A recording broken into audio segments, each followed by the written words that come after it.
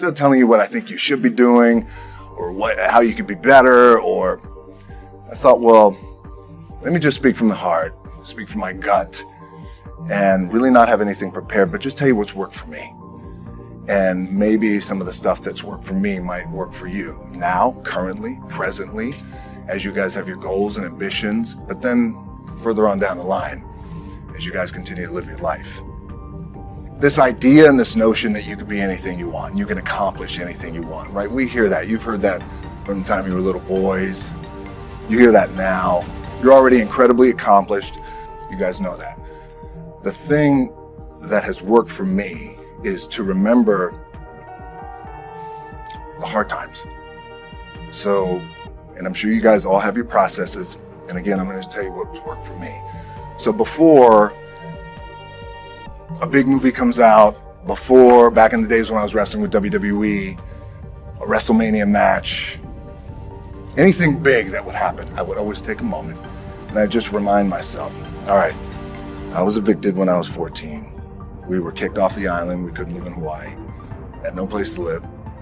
A lot of shit happened then when I moved to Nashville. I was arrested multiple times by the time I was 16 years old. I would remember that, and it allows me then to be present in the moment and understand, holy, the stuff I have around me right now. This is the shit that I dreamed of when I was a kid. I am here. I played for University of Miami, played for great teams. Warren Sapp, Ray Lewis, they were my teammates. They were balling. Warren Sapp was playing tight end at that time. I was starting defensive tackle.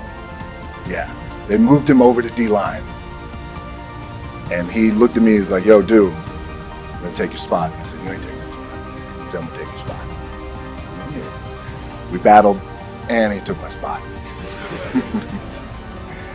Now you can imagine how that with me, because there goes my opportunity. He went in, switched to defensive tackle, lit the world on fire. Well, what that did, it crushed me, it crushed my dreams. I had a piss poor senior year, zero production, no NFL, no combine invite, nothing. Finally went to the CFL, Calgary Stampeders, making $250 a week Canadian. I had to send that home to my wife at that time. Had no money. So I remember that. I got cut from Canada. My dad, in his pickup truck, came down 4 o'clock in the morning, picked me up in Miami from Tampa. We lived in a little apartment in Tampa. He drove down in his little pickup truck to Miami to get me when I was cut from the CFL.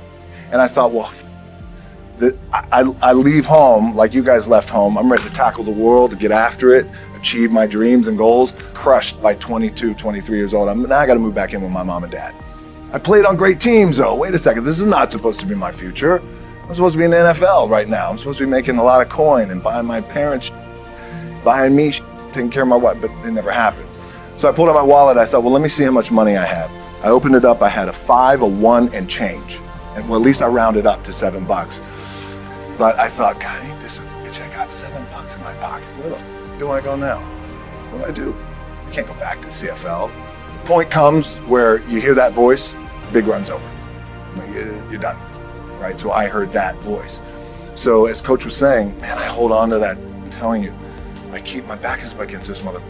We laugh, we joke, we have a good time, but my back is still up against this mother. Right? Do not forget it. What this also helps me do, and again, it works for me, is at some point, you gotta be tired of not being number one. You have to be, and you gotta play angry, and I play angry. Now, I'm cool and calm with my approach, and when I step out on my field, which is a set, or, you know, like, there's some, and you're always gonna have haters, and haters are like, well, damn man, how many movies are you gonna make, or how much shit are you gonna do? Like, you do a lot of shit. I say, yes, it's my ambition. Of course, why not? I could do it. Yeah, I love what I do. And not only that, but in what world do we not work every day? My back is up against this thing, you know, and I started to play angry, by the way, and I still play angry. My last match, Brock Lesnar, transitioned, and I realized if I had to be great at something, I wanted to be great in this world of Hollywood and movie making and producing and entertainment, I had to commit, and like you guys have to commit. Obviously, you commit to something, commit to the goal. So I quietly retired. 2 years later, I thought, what did I do with my career? Because my movies were not doing well. I was written off. It was around 2006, 2007. I was like, I pulled a Jim Brown. I left when I was on top, like number one in the wrestling business, and I left. It was a ballsy, gutsy, some call it stupid move, but I had to commit and I had to follow what was in my gut.